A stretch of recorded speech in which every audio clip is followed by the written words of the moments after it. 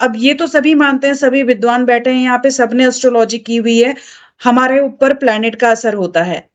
Yes और no?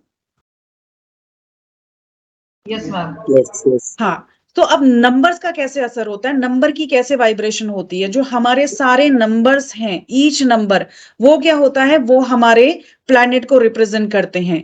ठीक है, तो प्लैनेट का हमारे ऊपर असर होता है, ये हमने एस्ट्रोलॉजी में देख लिया, नंबर का भी हमारे ऊपर असर होता है। दूसरा, न्यूमरोलॉजी हमें क्यों सीखनी चाहिए? किसी भी व्यक्ति की स्ट्रेंथ और वीकनेस को जानने के लिए, उसके अल्टीमेट गोल को जानने के लिए, उसके लिए कौन सा करियर ऑप्शन बेस्ट रहेगा। ठीक है, टाइम प्रोडक्शन ऑफ मैरिज उसकी वो करियर में जाएगा या जॉब में अच्छा रहेगा करियर के हिसाब से, या उसको बिजनेस करना चाहिए, उसकी मैरिड लाइफ कैसी रहेगी, जो भी हम क्वेश्चन एस्ट्रोलॉजी के थ्रू निकाल सकते हैं वो न्यूमरोलॉजी से भी निकाल सकते हैं। अब न्यूमरोलॉजी की ब्यूटी क्या है, अगर किसी व्यक्ति का, ठीक है, अगर हम एस्ट्रोलॉजर हैं तो हम क्या डिटेल्स लेते हैं, डेट ऑफ बर्थ लेते हैं, करेक्ट टाइम ऑफ बर्थ भी हमें चाहिए, ठीक है, ये प्लेस भी हमें चाहिए। अगर आपको सिर्फ ये पता है कि डेट ऑफ बर्थ है, तो आप क्या कहेंगे, यार आपकी सिर्फ मुझे डेट ऑफ बर्थ है, उससे मैं क्या कास्ट करूं? तो हमारे पास एक ही ऑप्शन रह जाता है, दैट इज अवर होरारी, हमारा प्रश्न शास्त्र। तो हम एक सीड नंबर ले लेते हैं, जैसे केपी में सीड नंबर लेके प्रोडक्शन करते हैं, और हमारे होरारी में हम टाइम देख के उस वक्त का हॉरोस्कोप कास्ट कर लेते हैं। तो इसमें क्या होगा कि हम लोग जो है सिर्फ डेट ऑफ बर्थ से ही व्यक्ति के बारे में, उसके करियर के बारे में, उसकी मैरिज के बारे में, उसकी नेम न्यूमरोलॉजी, उसे कौन सा जो प्लैनेट है उसका खराब है, कौन से प्लैनेट को स्ट्रेंथन करना है, ये सारी चीजें हम जान सकते हैं। अब ये लोगों में बहुत बड़ा मिथ होता है कि यार एस्ट्रोलॉजी जो है बहुत ही साइंटिफिकली प्रूफ है, ये जो हमारी न्यूमरोलॉजी है वो तो अभी एक नया नया फैशन आया है, क्योंकि सभी लोग यहाँ पे जितने भी लोग हैं शायद वो पहली बार न्यूमरोलॉजी के टर्म सुन रहे हैं, या उन्होंने कहीं पे सुना था तो उन्हें लगा कि यार मोर ऑथेंटिक पढ़ना चाहिए, एस्ट्रोलॉजी पढ़ना चाहिए। तो हमारी जो न्यूमरोलॉजी है वो एस्ट्रोलॉजी से भी ज्यादा पुरानी है, ये 500 बीसी पुरानी है हमारी न्यूमरोलॉजी।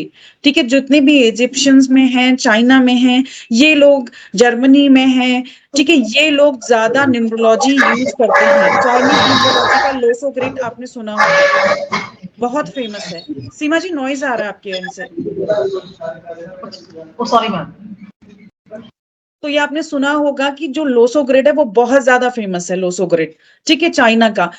हम इसको ये क्यों सोचते हैं कि न्यूमरोलॉजी जो है वो अभी एक नया नया फैशन आया है, क्योंकि ये 500 बीसी पुरानी है, but Indian astrologer, Indian numerologist ने इसको प्रैक्टिस करना स्टार्ट किया है 1970 से।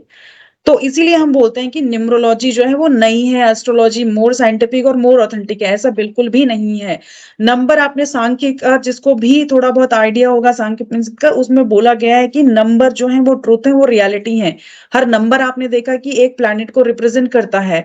अगर किसी व्यक्ति की डेट ऑफ बर्थ नहीं है, उससे भी हम बड़ी बड़ी प्रोडक्शंस कर ले हैं जो हम एस्ट्रोलॉजी में कर सकते हैं। तो इस साइंस की कोई भी लिमिटेशन नहीं है, ठीक है, और ये पुरानी और ऑथेंटिक साइंस है। किसी भी व्यक्ति को रॉयल वे ऑफ लिविंग देने के लिए ये साइंस का आपके पास होना बहुत ज्यादा जरूरी। अभी हमने बात करी है डेट ऑफ बर्थ। अब बताइए, हम जितने भी एस्ट्रोलॉजर हैं, अगर हमारे पास कोई व्यक्ति आता है और वो बोलता है कि सिर्फ मुझे ये पता है कि मैं जनवरी के महीने में बर्थ हुआ है मेरा, ना उसको डेट पता है ना उसको टाइम पता है, तो हम मंथ वाइज भी उसके बारे में बहुत कुछ प्रेडिक्ट कर सकते हैं और बहुत अच्छी अच्छी रेमेडी उसको सजेस्ट कर सकते हैं। तो सिर्फ इतना पता होने के बाद भी हम उस व्यक्ति के बारे में बहुत कुछ जान सकते हैं, ये है न्यूमरोलॉजी का मिरेकल। ठीक है, तो हमें इसमें क्या करना है, देखो न्यूमरोलॉजी में बहुत सारी चीजें हैं, पिनाकल नंबर है, मोबाइल न्यूमरोलॉजी है, फ्रेंडली नंबर आते हैं, लोसो ग्रिड है, बहुत सारी चीजें न्यूमरोलॉजी में चल गई हैं अभी। तो आपको जो कॉन्सेप्ट है वो क्या क्लियर करना है, वो नंबर्स का। अगर आप नंबर्स को अच्छे से समझ जाते हैं तो आप बहुत अच्छे न्यूमरोलॉजिस्ट बन सकते हैं। आपको नंबर को समझना है, हर नंबर एक प्लैनेट से एसोसिएट है, तो हर एक प्लैनेट के कैरेक्टरिस्टिक को आपने बहुत अच्छे से समझना है। ठीक है, तो ये अगर आपने समझ लिया तो आप न्यूमरोलॉजी में मास्टर हो जाएंगे। आपने मेनली किन नंबर को समझना है, नंबर 1 से लेके नंबर 9 तक के जो नंबर हैं वो बहुत ज्यादा इंपॉर्टेंट है। इन नंबर्स को आपने बहुत अच्छे से समझना है। देखो जीरो का भी एक अपना रोल रहता है, जीरो का जो रोल रहेगा वो अभी हम पढ़ेंगे, बट बेसिकली जब हम न्यूमरोलॉजी करते हैं हम जीरो को अवॉइड करते हैं। तो जितने भी लोग यहाँ पे बैठे हुए हैं वो लोग ये बात जरूर ध्यान से सुन लीजिए, न्यूमरोलॉजी का एक थंब रूल है। देखो आपकी एस्ट्रोलॉजी में आपके पास चार्ट निकालने के लिए आपके पास डेट ऑफ बर्थ, टाइम और प्लेस ऑफ बर्थ होना चाहिए। तो सिमिलरली न्यूमरोलॉजी में आपके पास जो है ये टूल होना चाहिए, डेट ऑफ बर्थ। अगर वो हो तो आप सारी चीजें व्यक्ति के बारे में निकाल सकते हैं। और न्यूमरोलॉजी का एक थंब रूल सारे न्यूमरोलॉजिस्ट याद रखेंगे, वो है हर किसी नंबर को सिंगल डिजिट में कन्वर्ट करके उसकी मीनिंग को डिकोड करना। तो आगे हम जानते हैं, आगे बढ़ते हैं कि कैसे हम हर एक नंबर को डिकोड करेंगे। प्रेजेंटेशन विजिबल है? Yes, no? Yes yes. या तो अभी हम बात करते हैं। अच्छा, ये बताइए, हमने कभी ये सोचा है कि हम नंबर 1 को नंबर 1 क्यों बोलते हैं, नंबर 2 को नंबर 2 क्यों बोलते हैं, नंबर 3 को नंबर 3 क्यों बोलते हैं? ये ऐसे बोलते हैं क्योंकि हमारा जो नंबर का फॉर्मेशन रहता है वो कुछ इसी तरह से रहता है। अगर आप नंबर 1 को देखिए प्रेजेंटेशन विजिबल है आपको, नंबर 1 को देखिए, कितने एंगल दिख रहे हैं आपको नंबर 1 में? नंबर 1 में कितने One. एंगल दिख रहे हैं? 1 एंगल 1 एंगल दिख रहा है, ठीक है। नंबर 2 में कितने एंगल दिख रहे हैं? अब एक एक करके हम काउंट करिए और नंबर के शेप को अच्छे से देखिए। 2. 2 एंगल्स। Yes ma'am. हाँ, 3 में 3 4 से स्टार्ट करके देखिए कितने एंगल है, काउंट करिए। 4 एंगल्स मैम। जी हाँ, 4 एंगल। नंबर 5 में कितने एंगल हैं? 5। वैसे ही अगर हम नंबर 9 तक चले जाए तो हमारे कितने एंगल आते हैं? 9 एंगल आते हैं। इसीलिए हम जो है न्यूमरोलॉजी में ये कहते हैं नंबर 1 जो है नंबर 1 है, नंबर 2 जो है वो नंबर 2 है, बिकॉज इसमें 2 एंगल्स हैं। नंबर 3 में 3 एंगल्स हैं, ठीक है। तो अगर कोई आपसे पूछे कि नंबर 1 ही क्यों है, नंबर 2 नंबर 2 क्यों है, तो ये इसका आप आंसर आसानी से दे सकते हैं, ठीक। अब बात करते हैं बेनिफिट्स ऑफ न्यूमरोलॉजी। न्यूमरोलॉजी के बेनिफिट्स को हमने डिस्कस किया था। म्यूट कर लीजिए प्लीज, कहीं से जी। बहुत ज्यादा शोर आ रहा है, डिस्टरबेंस हो रहा है क्लास में। तो न्यूमरोलॉजी के बेनिफिट्स क्या है? Numerology helps to know insight and personal trait. कैसे? आगे हम जानेंगे कि हर नंबर जो है वो एक प्लैनेट को डिकोड करता है। हर एक प्लैनेट की एक पॉजिटिव और एक नेगेटिव कैरेक्टरिस्टिक्स होती है, ठीक है। तो उसी के हिसाब से हमारे पर्सनालिटी ट्रेट्स डिफाइन किए जाते हैं। To know the best compatibility match with others. Yes, तो जैसे हर जो प्लैनेट्स होता है ना, किसी का न्यूट्रल, किसी के साथ न्यूट्रल बिहेव करता है, किसी के साथ उसकी एनिमिटी होती है, तो सिमिलरली यहाँ पर भी नंबर्स जो हैं वो एक दूसरे के फ्रेंडली होते हैं, न्यूट्रल होते हैं। Help in choosing the right career option. Numerology से लाइफ पाथ नंबर कैलकुलेट करके आप ये बता सकते हैं कि किसी व्यक्ति के लिए बेस्ट प्रोफेशन कौन सा रहेगा, उसके पास कौन सी नंबर की एनर्जी ज्यादा है, कौन सी उसको गॉड गिफ्टेड कैपेबिलिटी है, कौन सी उसकी यूनिक स्ट्रेंथ है। तो उस यूनिक स्ट्रेंथ पे अगर वो काम करे तो वो इस लाइन में बहुत अच्छा कर सकता है। Helps to resolve your problem. Obviously what is your ultimate aim of life, your career, your marriage, everything you can predict through the numerology. knowing the purpose of the life in future, to know how to wipe out the negative energy. Okay, what does mean? Suppose किसी की date of birth में example यहाँ पे share करती हूँ, किसी की date of birth है 31 मार्च 1999। तो देखिए इसमें रिपीटेशन ऑफ 1 कितनी बार हो गया? सभी लोग नोटबुक और पेन लेके बैठ जाइए। आप सब विद्वान हैं, बट आपको थोड़ा सा क्लैरिकल वर्क यहाँ पे करना पड़ेगा, थोड़े से नंबर की कैलकुलेशन करनी पड़ेगी। तो सबके पास नोटबुक एंड पेन है? Yes, no? ऐसे ही पता चल जाएगा, जल्दी से मुझे बताइए। 31 मार्च 1990 में कितनी बार 9 रिपीट हुआ है, कितनी बार 1 रिपीट हुआ है? 2 टाइम्स। 2 बार 1। 31 मार्च 1990 में कितनी बार 1 रिपीट हुआ है? 2 बार। 2 टाइम्स मैम। अरे 31 31 में भी तो 1 आया है ना? 1990 में भी आया। हाँ, तो 31, ओके सॉरी, मैंने 31 मार्च बोला, सॉरी 31 जनवरी में करिए, सॉरी 31 जनवरी 1999। 3 टाइम्स रिपीटेशन हो गया। 9 का रिपीटेशन कितनी बार हुआ?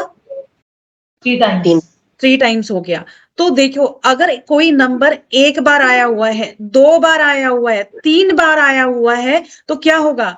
एक बार आया हुआ है तो ठीक है, उसकी पॉजिटिव एंड नेगेटिव ट्रेड, फिर वही नंबर फिर से रिपीट हुआ, उसका पॉजिटिव एंड नेगेटिव ट्रेड को मल्टीप्लाई बाय 2 कर दीजिए, फिर जो है पॉजिटिव एंड नेगेटिव ट्रेड को अगर 3 बार रिपीट हुआ है तो मल्टीप्लाई बाय 3 कर लीजिए।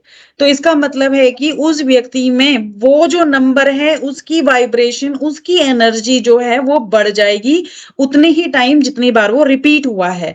अब वो एनर्जी एक बार रिपीट होती है, 2 बार रिपीट होती है, 3 बार रिपीट होती है, तो कितनी बार वो एनर्जी रिपीट होना ओके होता है, कितनी बार वो एनर्जी रिपीट होना नॉट ओके होता है, यानी कि इंटीमेसी ऑफ द नंबर हम जिसको बोलेंगे। अगर हमारा जो 1 है वो 1 टाइम रिपीट हुआ है किसी डेट ऑफ बर्थ में तो कैसा रहेगा, अगर 2 बार रिपीट हुआ है तो कैसा रहेगा, अगर 3 बार रिपीट हुआ है वो नंबर तो वो कैसा पर्सनालिटी होगी और वो कैसे नंबर हमारे उस पर असर डालेगा। तो इसी को बोलते हैं नेगेटिव एनर्जी, क्योंकि 3 टाइम्स एम्पलीफाई हो गए positive as well as the negative trait, जैसे हमने जो एग्जांपल लिया था 31 जनवरी 1990 का। ठीक है, तो to know your strength and weakness ये हम बात कर चुके हैं। Use of numerology in the daily routine, obviously हम न्यूमरोलॉजी का यूज जो है वो डेली रूटीन में कैसे करेंगे ये भी हम इसमें क्लासेस में देखेंगे आगे आने वाली।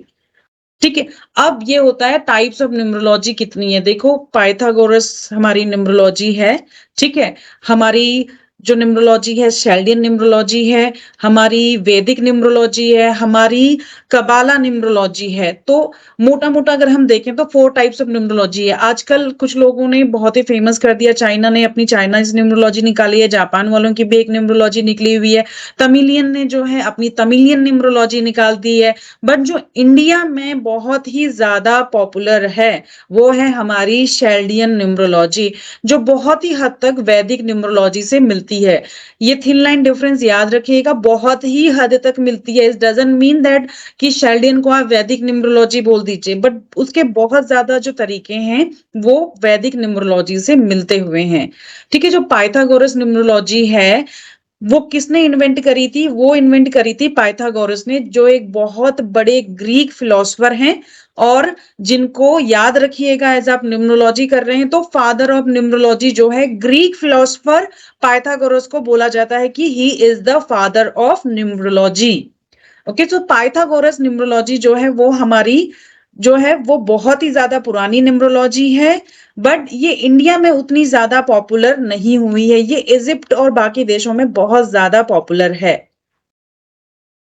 शेल्डियन न्यूमरोलॉजी, ये जो न्यूमरोलॉजी है वो हम स्टडी करने जा रहे हैं, उसके साथ साथ में जो लोशो ग्रिड मैंने लिया है इस सब्जेक्ट में वो चाइना न्यूमरोलॉजी का पार्ट है, उसको भी हम सीखेंगे। तो शेल्डियन न्यूमरोलॉजी नियरली 4000 ईयर्स अगो, ठीक है, अगर आप देखें पाइथागोरस के कंपैरिजन में तो शेल्डियन न्यूमरोलॉजी जो है वो इंडियन ने बहुत पहले प्रैक्टिस करी। ठीक है, ये एंसिलियन जो एंशियंट बेबीलोन है उनके टाइम से ये न्यूमरोलॉजी चली भी आ रही है और उन्होंने ही ये न्यूमरोलॉजी का सिस्टम शेल्डियन का डेवलप किया हुआ है।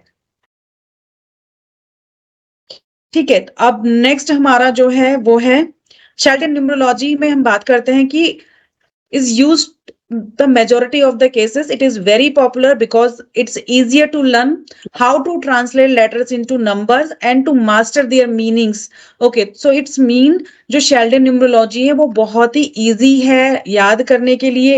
देखो, पाइथागोरस में तो हमारे इतने सारे नंबर्स होते हैं, heart desire number, express number, life path, destiny, driver, conductor, pinnacle, challenges, इसमें इतनी ज्यादा कंफ्यूजन हो जाती है कि किस नंबर को पकड़ें और किस नंबर को छोड़ें। अगर हम लोशो ग्रिड बनाते हैं तो अगर हम नंबर कैलकुलेशन करें तो पाइथागोरस के हिसाब से तो सारे ही नंबर हमारे चार्ट में आ जाते हैं, बट शेल्डन न्यूमरोलॉजी जो है वो मेजर नंबर के ऊपर बहुत ज्यादा काम करती है जिनका हमारी लाइफ में बहुत ज्यादा इम्पैक्ट पड़ता है। तो शेल्डन न्यूमरोलॉजी है वो मोर ऑथेंटिक वे है न्यूमरोलॉजी का। 1 सेकेंड, स्लाइड चेंज नहीं हो रही है क्या? One message I am getting, slide is not getting changed. benefits of yes. Yes or no? no अभी the slide is benefits of numerology यहाँ अच्छा है। अच्छा, okay okay okay, slide change नहीं हो रही है ना, I need to run this 1 second.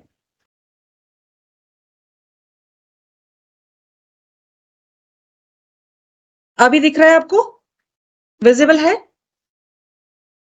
Same slide, ma'am. Benefits of numerology itself. ये ऐसे क्यों हो रहा है? 1 सेकेंड, मैं दोबारा प्रेजेंट करती हूँ।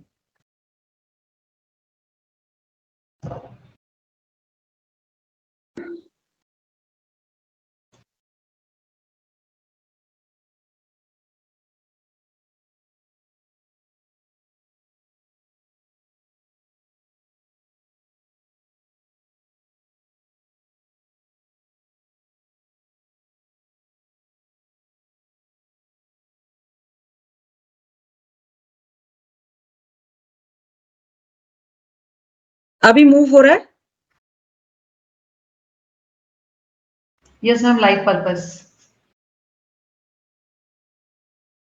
यस।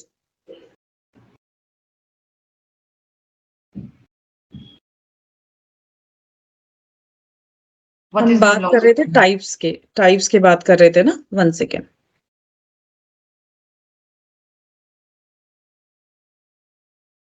विजिबल है? Yes, ma'am. हाँ, अभी visible. हाँ, अभी विजिबल है। तो पाइथागोरस, शेल्डियन, कबाला न्यूमरोलॉजी और वैदिक न्यूमरोलॉजी। तो हमने पाइथागोरस डिस्कस कर लिया था कि हमारी जो पाइथागोरस न्यूमरोलॉजी है वो बहुत ही पुरानी न्यूमरोलॉजी है, बट ये इससे भी पुरानी हमारी जो न्यूमरोलॉजी है वो शेल्डियन न्यूमरोलॉजी है, जो बहुत ही ऑथेंटिक है। ठीक है, ये आई थी लगभग पाइथागोरस आपकी 2500 ईयर्स पहले, 2005 ईयर्स अगो। जो हमारी शेल्डियन वो आई थी नियरली 4000 ईयर्स अगो। ठीक है, ये एंशियंट बेबीलोन है जो उन्होंने ये सिस्टम डेवलप किया हुआ था। ठीक है, तो ये हम जो शेल्डियन न्यूमरोलॉजी है उस पे ज्यादा प्रैक्टिस करेंगे आगे क्लासेस में। पाइथागोरस न्यूमरोलॉजी, ठीक है, हमने शेल्डियन न्यूमरोलॉजी को भी देखा। मैम हम शेल्डियन शेल्डियन करेंगे, पाइथागोरस तो नहीं करेंगे ना? नहीं, हम पाइथागोरस नहीं करेंगे। मोर ऑथेंटिक आपकी शेल्डियन है। ओके जी। आपके प्रोडक्शंस कभी भी गलत नहीं जाएंगे, आप शेल्डियन बेसिस पे प्रोडक्शन करते हैं।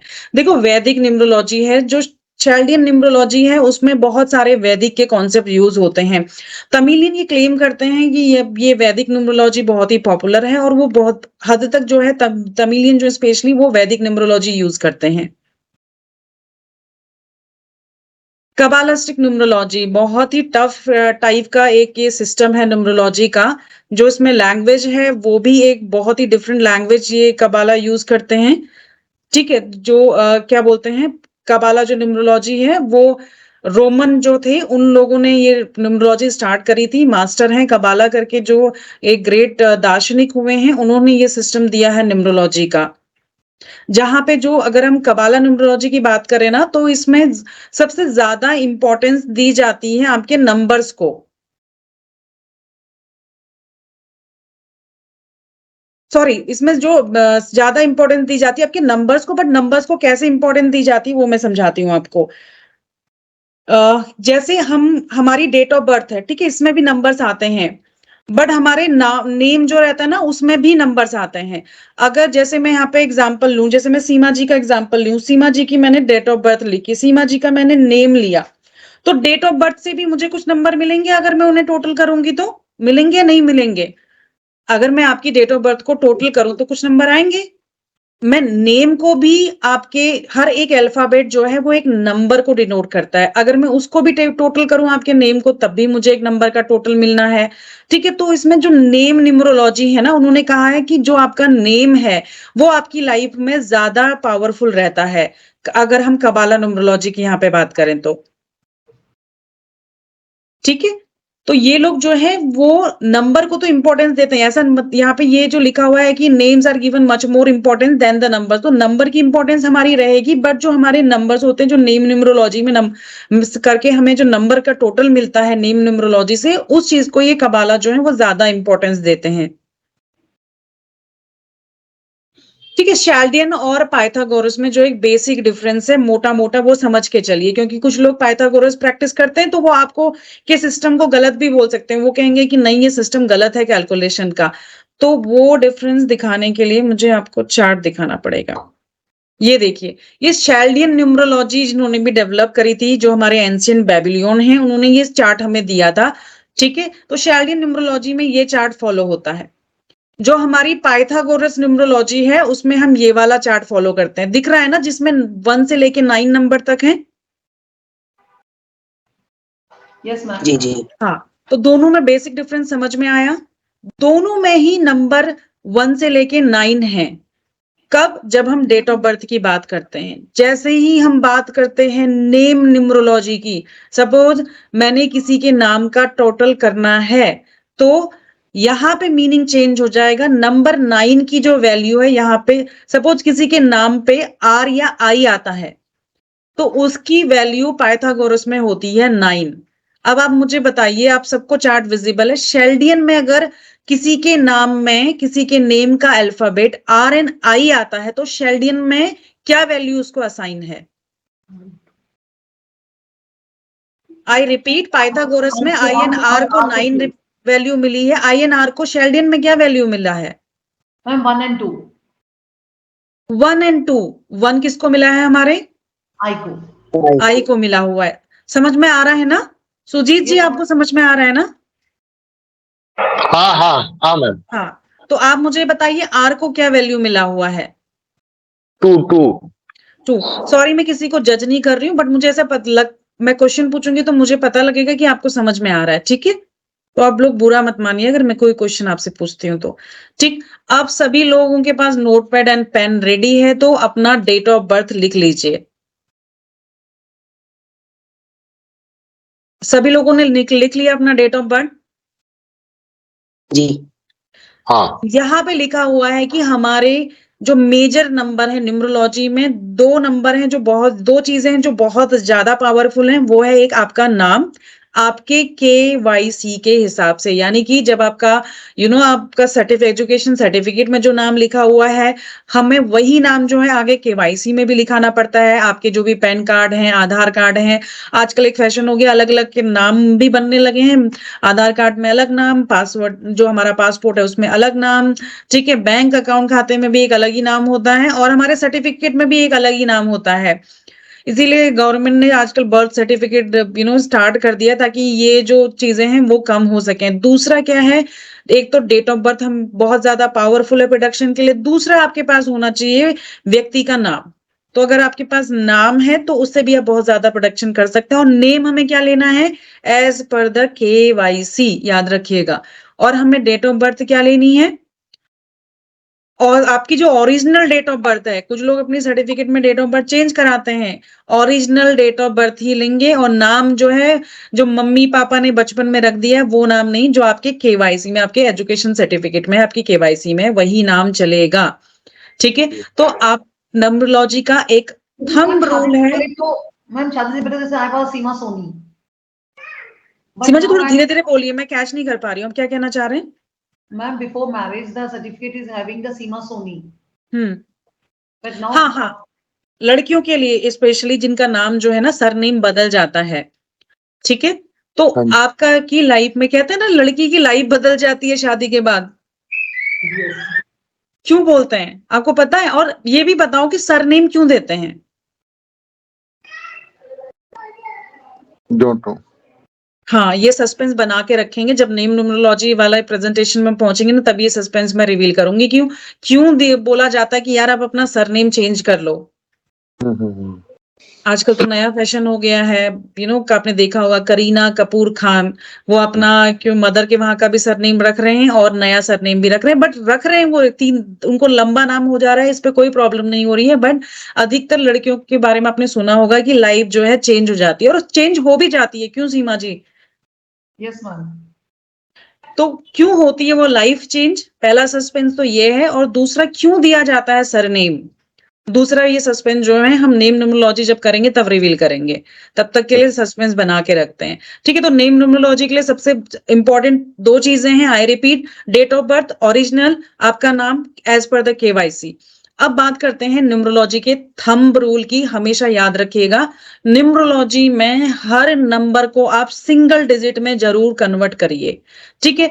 Compound number meaning 2 digit number की अपनी वैल्यू जरूर होती है, बट न्यूमरोलॉजी में अगर हम डेट ऑफ बर्थ का कैलकुलेशन कर रहे हैं, तो अगर सपोज किसी का डेट ऑफ बर्थ आ गया है, का टोटल आ गया है 31, तो उसको हम लिखेंगे 3 + 1 = 4, और हम उस तरह से प्रोडक्शन करना स्टार्ट करेंगे। तो न्यूमरोलॉजी के हिसाब से हर नंबर को आपने सिंगल डिजिट में कन्वर्ट करना है, ठीक है? चाहे वो आपका डेट ऑफ बर्थ से आ रहा है, चाहे आपकी नेम न्यूमरोलॉजी का टोटल आ रहा है। ओके ये रूल हमेशा याद रखिए। ओके ठीक है, तो यहाँ पे ये कहना जा रहा है कि अगर आपका जो प्रेजेंटेशन में आप लास्ट पैराग्राफ में पहुंच जाइए, यहाँ पे ये कह रहा है कि अगर जो आपका डेट ऑफ बर्थ है, अगर आपका जो नेम है, वो दोनों जो प्लैनेट है ना, तो दोनों नंबर आएंगे, हर नंबर एक प्लैनेट को डिफाइन करेगा। सपोज मैं किसी की डेट ऑफ बर्थ का यहाँ पे टोटल करूं तो उसका भी एक नंबर आएगा, मैं किसी की नेम न्यूमरोलॉजी भी कराऊं तो उसका भी एक नंबर आएगा। अगर ये दोनों नंबर एक दूसरे से फ्रेंडली हैं तो क्या होगा? अगर दो फ्रेंड एक साथ एक रूम में हैं तो क्या रहेगा? माहौल अच्छा हो जाएगा। जी अगर एक फ्रेंड है एक एनिमी है तो क्या होगा? पूरी मॉल रात नहीं सो पाएंगे, परेशान होते रहेंगे, कॉन्फ्लिक्ट हो जाएगी, हार्मनी बिल्कुल नहीं रहेगी। ओके यस न्यूट्रल है तो क्या हुआ? बैलेंस्ड वे में एक ही पटरी पे आपकी गाड़ी चलती रहेगी। ओके बैलेंस्ड चल रही है, ना तो कोई बहुत ज्यादा बेनिफिट हो रहे हैं, ना ही कोई बहुत ज्यादा लॉस हो रहा है, जिंदगी कट गई।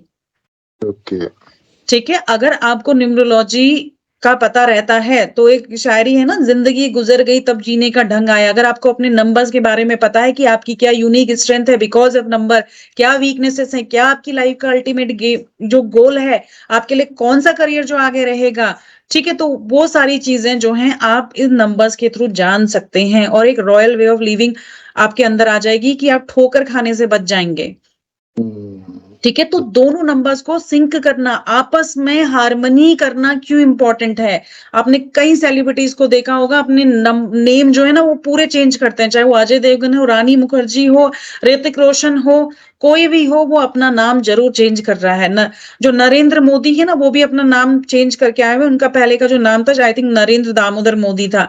आपने ये भी चीज नोटिस करी होगी कौशिक सर, आपने नोटिस किया होगा ना कि आपने देखा होगा कि आप गुरुकुल परंपरा वगैरह से बिलोंग करते हैं ना, योगा वगैरह में है, तो कई लोग गुरु जो थे ना शिष्य को अपना एक नया नाम दे देते थे, देखा है आपने, सुना होगा जी कई बार। जी हाँ हाँ, तो जी, उसके जी। पीछे का लॉजिक भी वही है ना। गुरु भी जो थे ना वो ये इतने पावरफुल थे, उनको मैं ये तो नहीं कहूंगी कि न्यूमरोलॉजी की नॉलेज थी, ये कहना तो बहुत ही एक छोटी बात हो जाएगी उनके लिए, बट हाँ उनको इतना ज्ञान था कि ये नंबर इस व्यक्ति को सपोर्ट नहीं कर रहा है और वो एक अच्छा नाम भी दे देते थे। चाहे हमारे स्वामी विवेकानंद को ही देख लीजिए, उनका नाम उनके गुरु ने चेंज किया। कई लोग हैं जिनका नाम चेंज हुआ है, तुलसीदास जी का नाम भी चेंज हुआ है। तो बड़े बड़े जितने भी हमारे स्कॉलर थे वो इस न्यूमरोलॉजी को जानते थे, इन नंबर की वैल्यू को जानते थे, क्योंकि हर नंबर अगेन प्लैनेट से लिंक होता है। ठीक है, तो नेम को सिंक करना क्यों जरूरी है, अगर कोई आपसे पूछे तो आप उसके सामने ही एग्जाम्पल दे सकते हैं। आई होप ये सबको समझ में आया होगा कि क्यों लोग अपना नाम चेंज करवाते हैं। जी हाँ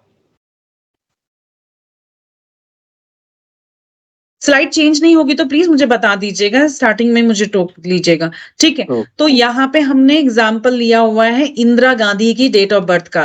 ठीक है, तो पहले मैं एग्जाम्पल आपको एक्सप्लेन कर देती हूँ, उसके बाद जो है वो आप लोग अपना ना नंबर, अपना जो आपकी जो डेट ऑफ बर्थ लिखी हुई है उसका टोटल निकालिएगा। ओके ठीक है, इंदिरा गांधी कैसे करते हैं वो मैं आपको एक एग्जाम्पल के थ्रू बताती हूँ। यहाँ पे मैंने इंदिरा गांधी का एग्जाम्पल दिया हुआ है जिनकी डेट ऑफ बर्थ है 19th of November 1917। ठीक है, तो 19 जो है न्यूमरोलॉजी का थंब रूल क्या है, हर डबल डिजिट को सिंगल डिजिट में कन्वर्ट करेंगे। तो हमने क्या किया, सबसे पहले बर्थ डेट को कन्वर्ट किया, 1 + 9 कितना हुआ, 10। 10 2 डिजिट आया, ओके 2 डिजिट को हमने क्या करा, बस सिंगल डिजिट में कन्वर्ट किया, दैट इज 1। 1 देन हमारा बर्थ मंथ क्या है उनका, नवंबर, 11, 1 + 1 कितना आया, 2 2। 1917, 1 + 9 + 1 + 7 टोटल करके आया 18। As per the numerology thumb rule फिर से सिंगल डिजिट में कन्वर्ट किया, 8 + 1 = 9 आ गया। ठीक है, तो हमने बर्थ डेट से टोटल करके क्या सिंगल डिजिट नंबर लिया, मंथ से क्या सिंगल डिजिट नंबर लिया और ईयर से क्या सिंगल डिजिट नंबर लिया, उसका आप टोटल करेंगे तो कितना आ रहा है, 1 + 2 + 9 = 12। 12 को फिर से हमने क्या कन्वर्ट किया, एक सिंगल डिजिट में कन्वर्ट किया, 1 + 2 = 3। किसी को कोई कंफ्यूजन कि कैसे No. हम अपनी बर्थ डेट का टोटल निकालेंगे? नो मैडम इस बर्थ डेट के टोटल को टेक्निकली न्यूमरोलॉजी में क्या कहते हैं, इस बर्थ डेट की टोटल को टेक्निकली न्यूमरोलॉजी में कहते हैं कंडक्टर नंबर। नोटबुक में जरूर लिख लीजिए अपनी, कंडक्टर नंबर। ठीक है, इसको हम बोलते हैं लाइफ पाथ नंबर। ठीक है, क्या बोलते हैं? लाइफ पाथ नंबर और कंडक्टर। Conductor number. ठीक है, जो लाइफ जो हाँ आया 3 को हाँ जी, बोलते हैं। हाँ, जो ये टोटल आया ना, आपकी डेट ऑफ बर्थ का टोटल जो है converted to into single digit, उसको क्या बोलेंगे Kaushik sir? Life path number और कंडक्टर नंबर। तो जी। 3 जो है इस एग्जाम्पल में, 3 जो है वो इंदिरा गांधी का लाइफ पाथ नंबर है। इंदिरा गांधी का कंडक्टर नंबर जो है वो 3 है। अब लाइफ पाथ नंबर क्या होता है? वो हमारी स्ट्रेंथ को दिखाएगा, हमारी वीकनेस को दिखाएगा, और साथ साथ में ये दिखाएगा कि ये हमारी मेजर डेस्टिनी है। हमको उससे रिलेटेड कुछ ना कुछ ट्रेड्स गॉड गिफ्टेड मिले हुए हैं, और उनको चेंज कर पाना नेक्स्ट टू इम्पॉसिबल है। यानी कि ये हमारे प्रारब्ध को दिखाता है। अगर एस्ट्रोलॉजी सबने पढ़ी हुई है तो उस वे में बात करूं तो हमने पढ़ा था ना कि एक फेट होता है, फ्री विल होती है। तो ये हमारे ना फेट को दिखाता है, जो हम पुराने कर्मों से लेके आए हुए हैं, पुराने जन्म से लेके आए हुए हैं, ये हमारा प्रारब्ध है। ये हमारा जो है वो, ये हमारा दृढ़ कर्म है, जो हमारे लाइफ में रिफ्लेक्ट होगा ही होगा। अगर हमारा डेट ऑफ बर्थ का टोटल ये है, specially original date of birth का टोटल। ठीक है, इसीलिए इस नंबर को कई बार जो है प्रारब्ध नंबर भी बोलते हैं हिंदी में। ओके। ये चीज याद रखिएगा कि इसको हम प्रारब्ध नंबर क्यों बोलते हैं, इसको लाइफ पाथ क्यों बोलते हैं। ओके।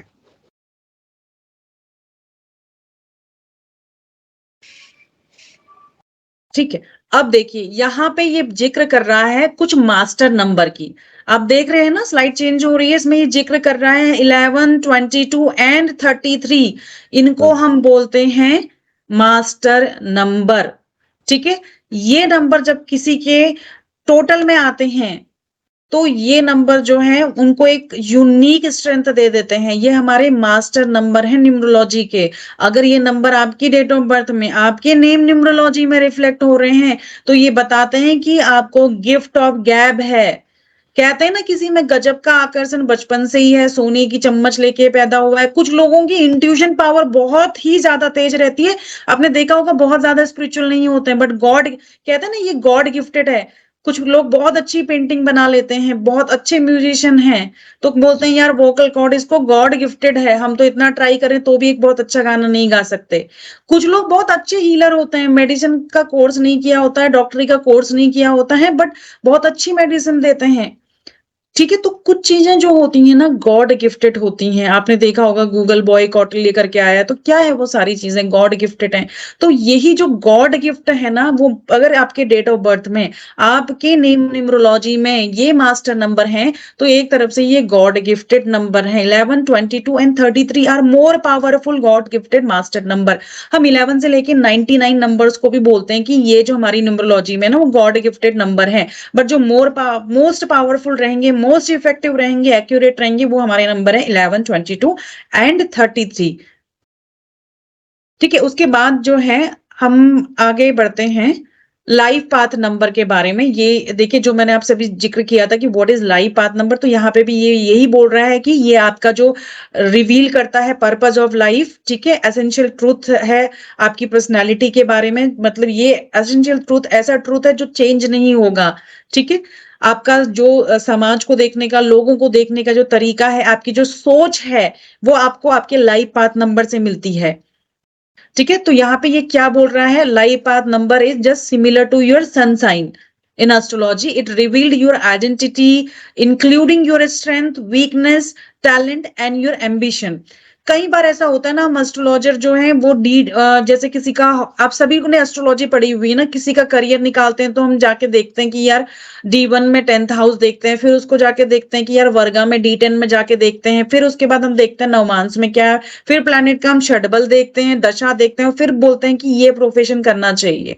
ठीक है, तो न्यूमरोलॉजी में क्या है, बहुत ही सिंपल कैलकुलेशन से लो शो ग्रिड बना के हम, और लाइफ पाथ नंबर कैलकुलेट करके हम बंदे का करियर बता सकते हैं। और कई केसेस आपकी लाइफ में ऐसे आएंगे ना, जब आपकी एस्ट्रोलॉजी का हॉरोस्कोप कुछ अलग बोल रहा होगा और अब बंदा कहेगा यार मुझे तो इसमें इंटरेस्ट ही नहीं है सर, जो आप ये फील्ड बता रहे हैं। आप बोलेंगे यार आपका मरकरी का शटबल अच्छा है, आपने पूरी कैलकुलेशन कर ली, D1 देख लिया, D10 देख लिया, वर्गा चार्ट में अच्छे से आपने देखा, D9 में भी आपने देखा है, और आप बोल रहे हैं दशा आ रही है, तू ये काम कर ले, वो कहेगा मुझे इंटरेस्ट ही नहीं है। तो वो जो सस्पेंस है वो कहाँ से निकलेंगे? वो आपके लाइफ पाथ नंबर से निकलेंगे, क्योंकि बंदे का जो लाइफ पाथ का टोटल है वो तो कुछ और ही नंबर है। बंदे की डेट ऑफ बर्थ में किसी और नंबर की ही वाइब्रेशन सबसे ज्यादा है, इसीलिए उसका जो काम है, जो मन है, वो उन कामों में नहीं लग रहा है जो आप हॉरोस्कोप से देख रहे हैं, बट उन कामों में लग रहा है जो उसकी डेट ऑफ बर्थ का टोटल, जो उसका लाइफ पाथ नंबर है। कई बार ऐसा आपके साथ होगा।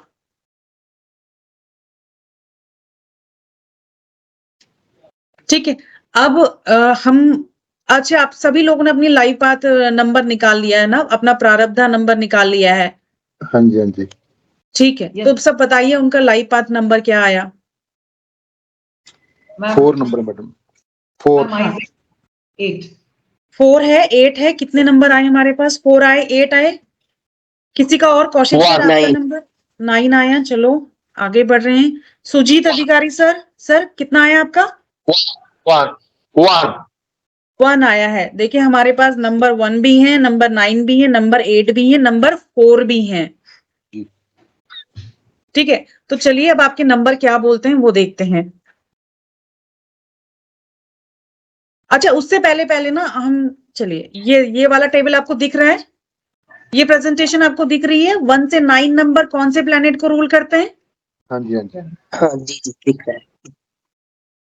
हाँ, तो देखिए नंबर 1, जो नंबर 1 जिनका भी आया है वो उनके रूलिंग प्लैनेट है सन। नंबर 4 जिनका आया है उनके रूलिंग प्लैनेट है राहु, जिनका डेट ऑफ बर्थ का टोटल यानी कि लाइफ पाथ नंबर, ठीक है, अभी आपको याद नहीं होगा लाइफ पाथ नंबर, तो मैं बोल रही हूँ आपकी डेट ऑफ बर्थ का जो टोटल है, ठीक है, वो 8 पे आया है, तो उनके रूलिंग पैटर्न जो प्लैनेट है वो है सैटर्न, और जिनका आया है नंबर 9 पे उनके रूलिंग प्लैनेट है 9। तो ये नोट कर लीजिए 1 to 9 आपके रूलिंग प्लैनेट कौन कौन से हैं, क्योंकि मैं आपको रिकॉर्डिंग भेज दूंगी, बट ये जो नोट्स हैं वो आप खुद से बनाइएगा, बेसिक नंबर की कैलकुलेशन मैं आपको जरूर भेज दूंगी। ठीक है, जरूर नोट करिए, अपने सेल्फ नोट्स पे ज्यादा ध्यान दीजिए, क्योंकि Okay. कई बातें ऐसी होती हैं जो स्लाइड में नहीं लिखी रहती हैं, जो अपने एक्सपीरियंस से मैं आपसे के साथ शेयर कर रही हूँ। ठीक है, जी, जी। तो आइए अब जानते हैं कि हम इन नंबर से अपनी पर्सनैलिटी के बारे में कैसे जानेंगे। तो जो भी नंबर 1 है, सुजीत जी नंबर 1, तो बताइए ये जो क्वालिटी लिखी हुई है आपसे 40-45% मैच करती हैं? Yes ma'am. यस, ठीक है, अब बाकी के नंबर्स पे नहीं जाते हैं, ये नंबर्स की बेसिक वाली जो प्रेजेंटेशन है मैं वो आपके साथ जरूर शेयर कर दूंगी। नंबर 4 सीमा जी,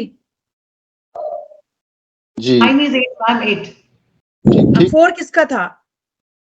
जी, जी, मेरा है मैडम, सतीश जी। सतीश, हाँ जी, हाँ जी। हाँ सतीश जी, ठीक है मैडम, हाँ मैडम, ठीक है ये बिल्कुल। अभी मैंने देखो 45-50 क्यों बोला है, क्योंकि बाकी नंबर की हाँ, तो कैलकुलेशन करी नहीं है, बाकी नंबर का भी तो असर होगा ना हमारे ऊपर। बिल्कुल बिल्कुल बिल्कुल। ठीक है, हाँ, ओके। तो 4 की आपकी कितनी परसेंट मैच करती है? मैडम तकरीबन 70% मान के चलिए। 70% मान के चलिए। मैं बार बार आप लोगों के सामने यहाँ पे एग्जाम्पल दिखा रहे हैं, देखो कि लाइफ पाथ नंबर कितना इफेक्टिव है। आप लोग कंट्रीब्यूट कर रहे हैं, दूसरा कंट्रीब्यूट कर रहा है, तो आप देख रहे हैं कि हाँ ऑथेंटिक है। कल की डेट में मैं किसी को ये सजेस्ट कर सकता हूँ। 5 और 6 किसी के भी नहीं है। 8, Yes, ma'am, हाँ mine. सीमा जी 8, Open prosperous answer. Yes, ma'am, पूरा ही है. पूरा ही है, देखो 100% है। इनके नंबर कितने ज्यादा एक्टिव है नंबर ये, देखो इन्होंने ना अपनी लाइफ पाथ को पहले ही पहचान लिया और उसी तरह काम करना स्टार्ट कर दिया। मैम नो, मैं तो अभी देख रही हूँ आपसे आती आपके साथ ही. हाँ, तो नंबर असर करते हैं ना, नंबर चेस करते हैं ना आपको, Yes, जी, जी। ma'am. अंदर से बोलते रहते हैं ना, ये कर ये कर, कहते हैं ना हमारे अंदर से आवाज आ रही है। Yes, ma'am. यस, तो आपकी वो अंदर की आवाज आपके नंबर की वाइब्रेशन ही है। जी, जी, जी।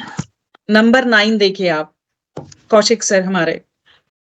जी सर, अंडरस्टैंडिंग।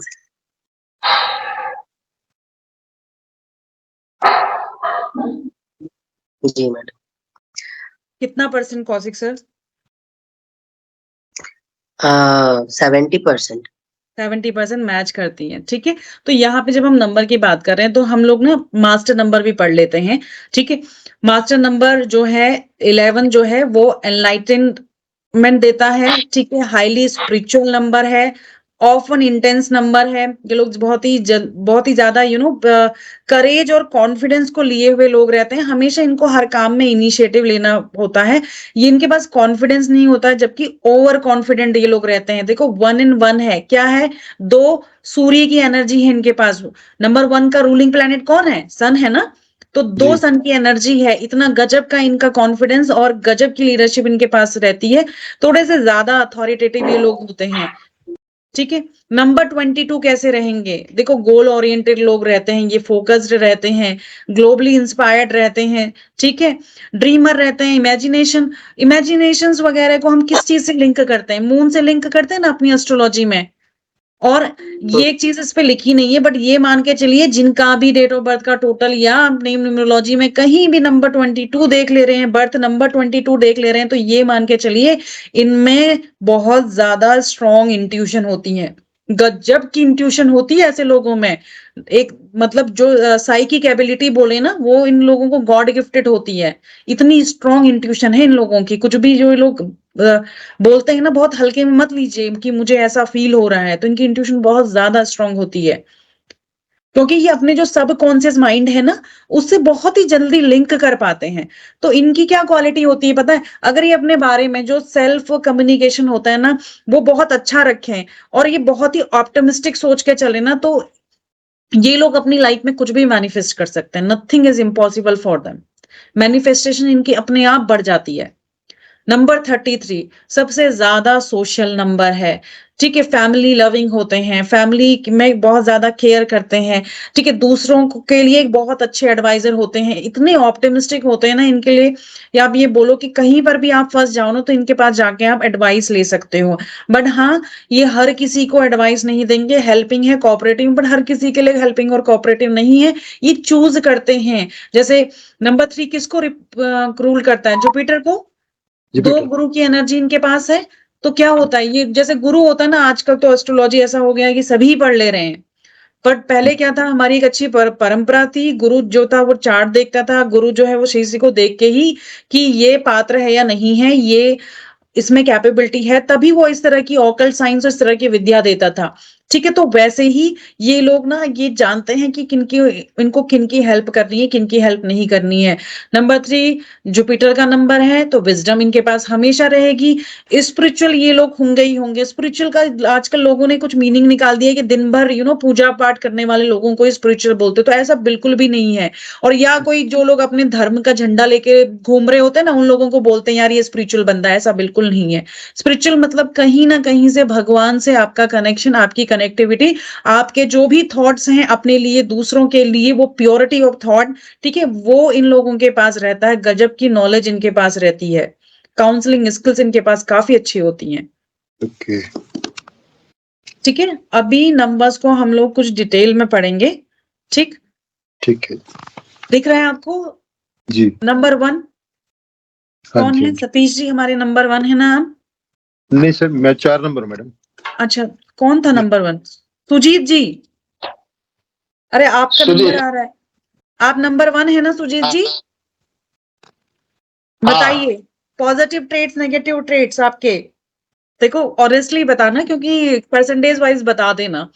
नेगेटिव ट्रेट्स जो होते हैं ना, अपनी नेगेटिविटी जो है हम लोग बहुत इजी एक्सेप्ट नहीं करते। तो बताइए पॉजिटिव ट्रेट जो है, ठीक है। इनिशिएटर हैं आप, एक्शन लेते हैं, ऐसा तो नहीं कल करूंगा, परसों करूंगा, ऐसे नहीं छोड़ते। करेज है आप में, इंडिपेंडेंट रहना पसंद करते हैं, दूसरों पे डिपेंडेबल नहीं है अपने। और ये लोग जो है ना, वो बहुत बहुत ही ज्यादा रिस्पॉन्सिबल होते हैं। फादर से बहुत अच्छा कनेक्शन आपका था, ठीक है।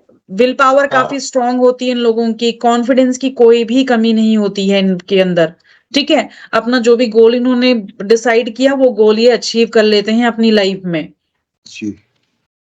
ठीक है। नेगेटिव ट्रेड्स क्या होता है, देखो सारे नेगेटिव ट्रेड्स लिखे हुए हैं, बट ऐसा होता है कि एक उम्र के साथ साथ में, तजुर्बे के साथ साथ में, और बाकी जो नंबर्स हमारे रहते हैं वो सब मिक्स होके ना हमारी इन नेगेटिव ट्रेड्स को बैलेंस करते हैं। इनमें एक ही नेगेटिव ट्रेड्स होता है कि यार ये हमेशा ना लॉजिकल बातें पसंद करते हैं, इनको फालतू की बकवास करना बिल्कुल नहीं पसंद। ये जो सीरियल ड्रामा आजकल लेडीज देखती है ना, ये इनको बिल्कुल पसंद नहीं आता ये फिलोसफीज और ठीक है। तो इसकी वजह से ये लॉजिकल बात करते हैं, ज्यादा ह्यूमर वाली बातें ये करेंगे, तो लोग क्या होता है इनसे ना कटना शुरू कर देते हैं। और दूसरा, ये जो अपना जो डिसीजन होता है, अपने जो थॉट्स होते हैं ना, कभी कभी फोर्सफुली दूसरों पे अप्लाई करने की कोशिश करती हैं। तो ये चीजों की वजह से लोग थोड़ा सा इनसे कटना स्टार्ट कर देते हैं। अगर ये अपनी स्टबर्ननेस छोड़ दें, ठीक है, तो इनसे अच्छा व्यक्ति कोई नहीं है। क्योंकि ये इनमें जो लीडरशिप की स्किल्स है ना, वो दूसरों की हेल्प करने की जो स्किल्स है, ये इनको कहीं आगे तक ले जाएगी, कहीं आगे तक। बस ये होता है कि अगर आपकी डेट ऑफ बर्थ में जो है वो नंबर 1 है, बहुत बार रिपीट हो गया, तो आपकी ये जो चीजें हैं वो मल्टीप्लाई हो जाएंगी, नेगेटिव एनर्जी। तो नेगेटिव ट्रेड के बारे में क्या कहेंगे आप, सुजीत सर? तो लास्ट वाला तो है टैक्टलेस। हाँ, स्ट्रेट फॉरवर्ड है ना, जानते ही नहीं है डिप्लोमेटिक बात कैसे की जाए। that make me very trouble.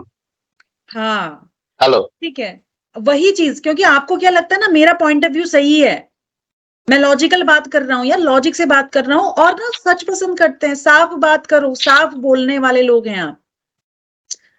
क्योंकि किंग का ताज है ना यार, किंग जब सिंहासन में बैठता तो सोच के थोड़ा ना बोलता था कि प्रजा मेरी किस बात पर रिएक्ट करेगी। तो वो किंग वाला एटीट्यूड आप में रहता है। आपको लगता है कि मेरे को लोग सुने, रिकॉग्नाइज करें, ये फीलिंग भी आपके अंदर रहती है। तो कभी कभी ना आप ज्यादा दूसरों को अपनी बात समझाने के चक्कर में कभी कभी टैकलेस बातें कर लेते हैं, हर वक्त टैकलेस नहीं रहते हैं, उस चीज को कंट्रोल भी कर लेते हैं। ठीक है, अभी तो मैं बात ही नहीं करते हूँ। वही चीज ना, तो ऐसा नहीं करना है ना, बात करना है थोड़ा सा, बट क्या बोलते हैं, अपना डिसीजन किसी के ऊपर फोर्सफुली नहीं लगाना है। और देखो सीधी सीधी बात, अगर जो होता है ना, कंपनी में भी हम लोग अगर अप्रेजल करते हैं, परफॉर्मेंस अप्रेजल, तो उसमें अच्छाई और बुरे पॉइंट दोनों ही होते हैं। वो किसी की बुराई मुंह के सामने कर दोगे, पूरी पब्लिक के सामने करोगे, तो बहुत ज्यादा इंसल्ट फील हो जाएगी। वही चीज आप उसको ना थोड़ा कमरे में ले जाके उसके पॉजिटिव चीजें उसको बताओगे, और फिर उसके बाद उसको नेगेटिव, जिससे उसका ट्रस्ट गेन करोगे, फिर उसके बारे में कुछ नेगेटिव बातें बताना स्टार्ट करोगे, या उसके नेगेटिव ट्रेड बताना स्टार्ट करोगे, तो आपकी बात को सुनेगा, समझेगा। आप क्या सीधी तलवार है, एक लॉजिकल तलवार है। तो थोड़ा सा डिप्लोमेटिक बात करना भी सीखिए। मैनिपुलेटिव नहीं कह रही हूं मैं, थोड़ा सा डिप्लोमेसी के साथ बात करिए, सुगर कोट बात करिए, बट झूठ और मैनिपुलेट किसी को नहीं करना है। ठीक है। हाँ, अब बात करते हैं नंबर 2 पे, जिनका भी ये स्लाइड हम बाद में पढ़ेंगे, पहले ना आज टाइम हो गया तो मैं आपको आप ही के नंबर दिखा देती हूँ। नंबर 4 भी है ना कोई? हाँ जी, हाँ जी, हाँ जी, नंबर 4 सतीश जी। हाँ जी, हाँ जी। प्रैक्टिकल नहीं, out of the box thinking है, यूनिक आइडिया निकाल के लेके आते हैं आप। ऑर्गेनाइजेशनल स्किल, मैनेजमेंट स्किल्स काफी आपकी कमाल की रहती हैं। कोई भी रूटीन है उसको फॉलो कर सकते हैं, बट ये आपको हर काम में लगता है यार इसको और क्रिएटिव कैसे बनाया जाए। बिल्कुल ठीक कह रहे हैं। उसको और क्रिएटिव कैसे बनाया जाए। और ना, जहां ऑपरेशनल काम आपको बिल्कुल पसंद नहीं आता, आप सोचते हैं, ये देखिए काम चोर नहीं है आप, बट क्या होता है ना, जहां पे भी दिमाग का ज्यादा यूज होता है वो चीजें आपको बिल्कुल पसंद आती हैं। जहां पे स्ट्रेटेजी बनाना है, मैं बनाऊंगा स्ट्रेटेजी, इंप्लीमेंट दूसरों से करवाऊंगा, उस चीज में आप बहुत अच्छे हैं। जहां पे आप खुद ही स्ट्रेटेजी बनाएं, खुद ही इंप्लीमेंट करने में लग जाएं, वहां जाके आप फंस जाएंगे। जी जी जी। नेगेटिव ट्रेड्स क्या होते हैं, देखो बहुत ज्यादा सीक्रेटिव रहते हैं, वो अपने सीक्रेट जो है वो किसी को बताते नहीं है। ठीक है, स्टबर्ननेस रहती है, बट उतनी नहीं रहती है जितनी नंबर 1 में आती है। ठीक है, सडन मूव्स होते हैं आपके, सडन चेंज होते हैं आपके। ठीक, हाँ, क्यों होते हैं वो सडन चेंज? वो लाइफ में भी सडन चेंज होंगे आपके, अप एंड डाउन लाइफ में बहुत रहेंगे। ठीक है, वो चाहे लाइफ का रिलेशनशिप का इशू हो, आपके करियर का इशू हो, आपके फाइनेंस का ही क्यों ना इशू है। आज राजा हैं तो रंक हैं, कभी राजा हैं तो फिर कभी बैलेंस होके बैठे हैं। इनकम भी आज मंथली इतनी आ गई, अगले महीने का जो है वो उसकी हाफ आ रही है। हर एक चीज आपकी लाइफ में ना थोड़ी सी ऊपर नीचे होती रहती है। बिल्कुल ठीक है मैडम। ठीक है, आप देखो एक्सीडेंट प्रोन भी हो, बट ये उतना अप्लाई नहीं होता है कि एक्सीडेंट प्रोन हो जाना, तो ये अप्लाई नहीं होता, उस पर बाकी सारी चीजें, बाकी नंबर्स भी देखे जाएंगे। ठीक है सर, बट ये रहता है कि आपको ना हर काम की जल्दी रहती है, तो गाड़ी भी ना स्पीड में चला दिया, आज मेरा वहां काम है पहुंचना है, तो गाड़ी की भी कोई स्पीड का ध्यान नहीं रखा, तो उस वजह से यहाँ पे लिखा हुआ है कि एक्सीडेंट प्रोन। अगर कोई लिमिट से चलाता है तो उसके लिए कोई प्रॉब्लम नहीं है कि उसका एक्सीडेंट होगा ही होगा। ठीक है, मटेरियलिस्टिक सोच रखते हैं, ठीक है, बट पैसों के पीछे भागने वाले लोग नहीं रहते हैं। ठीक है, डिससेटिस्फेक्शन मतलब इनको ना एक सेल्फ क्रिटिसिज्म की आदत होती है, क्योंकि आप ये ना बिल्कुल आउट ऑफ द बॉक्स सोचते हैं, और वो जब चीज इंप्लीमेंट नहीं होती है ना तो इनको बड़ी तकलीफ होती है। जी जी बिल्कुल ठीक कह रहे हैं। ठीक है, और वो चीज अंदर चलती रहती है इनके दिमाग में ना, रात में भी जो इंसोमिनिया की पेशेंट देखे होंगे आपने, वो लोग इसी तरह के लोग होते हैं, रात में भी उनको नींद नहीं आती है। जी जी जी ठीक है, तो इसी वजह से, क्योंकि सेल्फ क्रिटिसिज्म स्टार्ट कर देते हैं, अरे यार मैंने डिसाइड करा था मैं तो ये भी सोऊंगा यार, ये चीज अब मेरी हो नहीं पा रही है, क्या होगा क्या नहीं होगा, बहुत ज्यादा अपने आप को मेंटल टेंशन ना खुद ही दे देते हैं ये लोग। तो इनके लिए तो वही है कि आप मेडिटेट जरूर करिए। ठीक है, जी जी रिवेंजफुल और क्रिटिक, रिवेंजफुल तो मैं नहीं बोलूंगी कि इन लोगों को कभी ये रिवेंज होल्ड या गर्ज करके रखते हैं, बट हाँ अगर नंबर 4 की एनर्जी बहुत ज्यादा हो जाती है तो कभी कभी ये ना लूज टॉक जरूर कर लेते हैं। ये भी ठीक है। लूज टॉक समझ में आ रहा होगा ना, कभी कभी किसी को अब्यूजिव वर्ड भी ये लोग बोल देते हैं। ठीक ठीक कह रहे हैं मैडम। ठीक है, हाँ बिल्कुल ठीक है मैडम, ऑलमोस्ट सारी अब बात चीजें ठीक करते है। हैं। हाँ, तो अभी ये जो ऑलमोस्ट सारी चीजें आपके ऊपर सही हो रही है, ये ऑलमोस्ट सारी चीजें जितने भी लोग क्लास में हैं उन सभी से बोल रही हूँ मैं, ये बाकी लोगों के ऊपर भी अप्लाई होंगी, बट अभी फर्स्ट क्लास करके न्यूमरोलॉजिस्ट बन के सबकी कुंडली के बारे में, सबके डेट ऑफ बर्थ लेके प्रेडिक्ट करना स्टार्ट मत करिएगा। ठीक है, जी नंबर 8 सीमा जी। Yes, ma'am. Yes, ma'am. हाँ सीमा जी, देखो जस्टिस पसंद है, इनजस्टिस को बर्दाश्त नहीं कर सकती हैं आप। कहीं पर भी हो रहा होगा ना, आपके मैटर की चीज है, आपके मैटर की चीज नहीं है, आप भिड़ जाया करती थी। Yes. ठीक है, बट एक समय होता है कि यार ये सुन नहीं रहा है तो आप छोड़ भी देती हैं, छोड़ो, हाँ. अपने कर्मों की सजा खुद भुगतेगा। Yes, ma'am.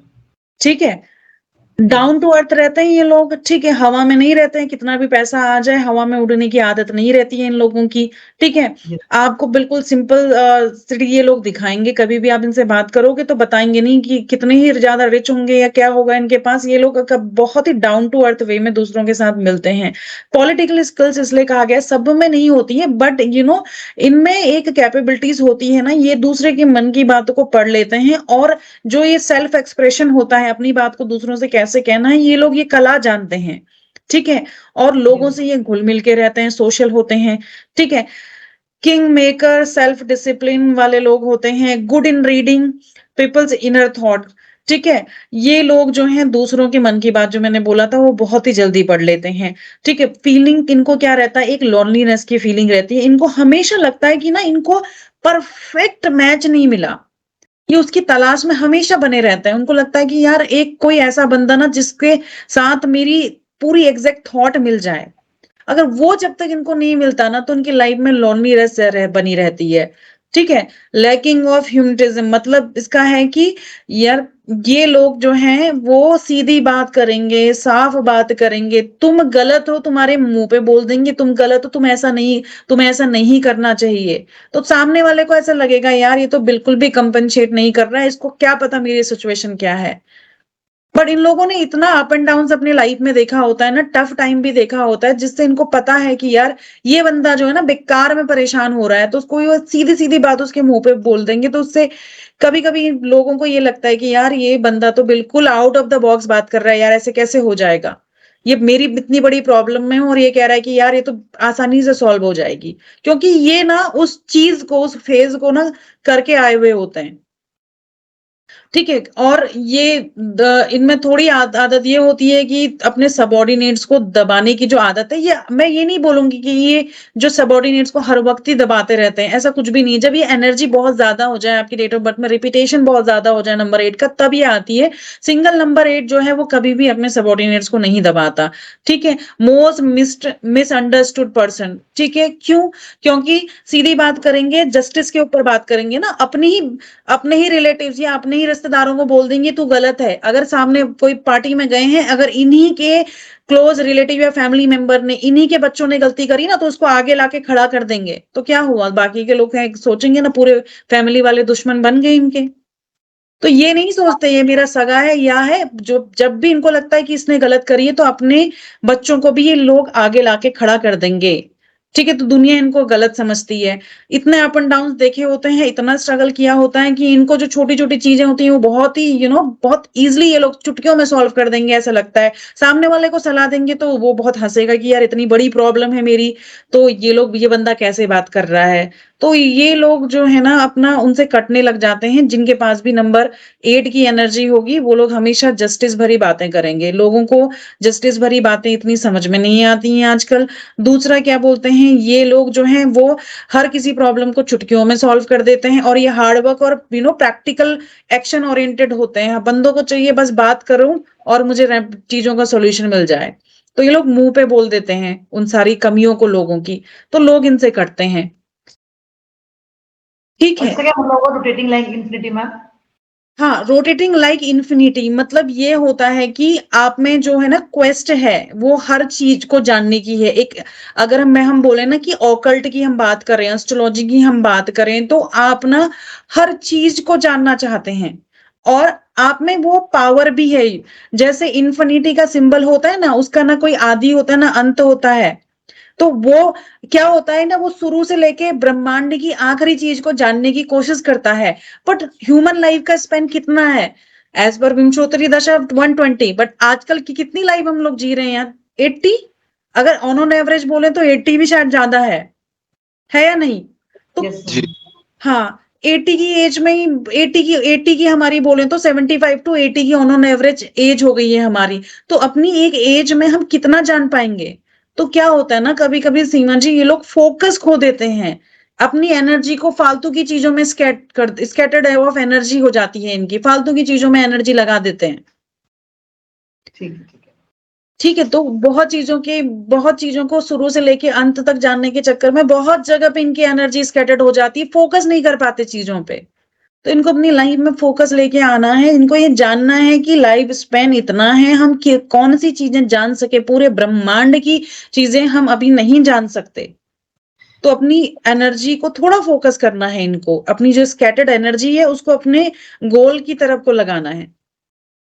यस ठीक है, अब लास्ट हम नंबर 9 के ऊपर भी बात कर लेते हैं, फिर ये लास्ट हमारी पीपीटी वाइंड अप करेंगे।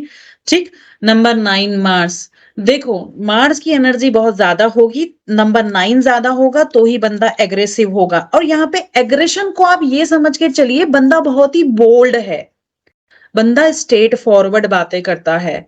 ठीक है, बंदे की बात में लॉजिक है, वो स्ट्रेट फॉरवर्ड बात करता है। जैसे आर्मी का कमांडर बात करेगा, कैसे बात करेगा? वो एक अथॉरिटी के साथ बात करेगा।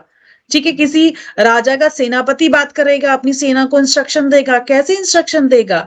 एक कमांडर की तरह, एक अथॉरिटी के साथ। तो ये जब भी बात करते हैं ये पूरी अथॉरिटी के साथ बात करते हैं। ठीक है, तो एग्रेशन जो है ये अथॉरिटी के साथ बात करने वाले एग्रेशन से आप लिंक कर सकते हैं। अब ये मत मान के चलिए कि नंबर 9 जो है यार वो हमेशा ही एग्रेसिव होता है।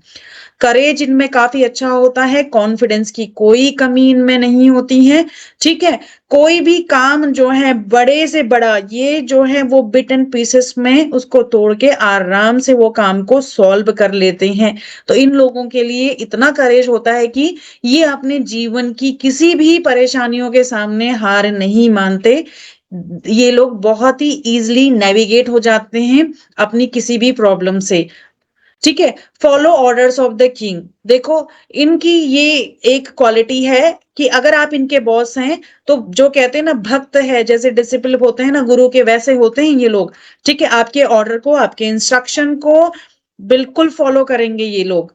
ठीक है, कभी कभी जिद्दी होते हैं अपने पॉइंट ऑफ व्यू को लेके, क्योंकि ये लोग दार्शनिक टाइप के होते हैं। दार्शनिक जो रहते हैं ना, फिलोसफर, हमारे बड़े बड़े जो फिलोसफर हैं, उनको दुनिया को देखने की तरीका ही बिल्कुल अलग था। ठीक है, तो वो अपने विचारों को इतना ज्यादा स्ट्रांग मानते हैं कि यार मैंने ये पढ़ लिया, मैंने ये कर लिया।